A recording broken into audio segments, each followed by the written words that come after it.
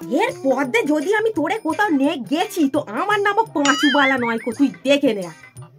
আমি তো আগেই বলেছিলাম আমি যাবো না ওই সব জায়গায়, তুমি তো আমাকে জোর করে নিয়ে গেছিলে।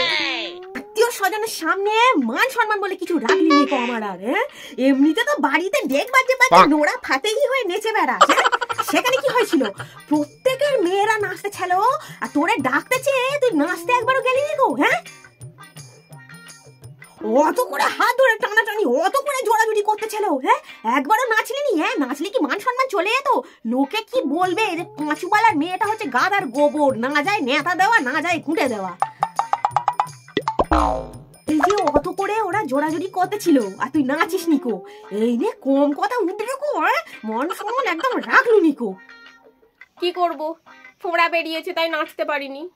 ফোড়া উঠেছে? তা কোথায় ফোড়া উঠেছে? তখন যখন সবাই জোড়াজুড়ি করছিল তখন বললি নি কেন যে ফোড়া উঠেছে? সবার সামনে দেখে দিলি নি কেন যে তোর ফোড়া হয়েছে? কোথায় ফোড়া বেরিয়েছে সেটা যদি দেখাতে পারতাম তাহলে তো ওখানেই সবার সামনে দেখিয়ে দিতাম। ওসব ফোড়া টোড়া কিছু নয়, গ্যালন গ্যালন আম গিলে গিলে ওগুলো আম বেরিয়েছে।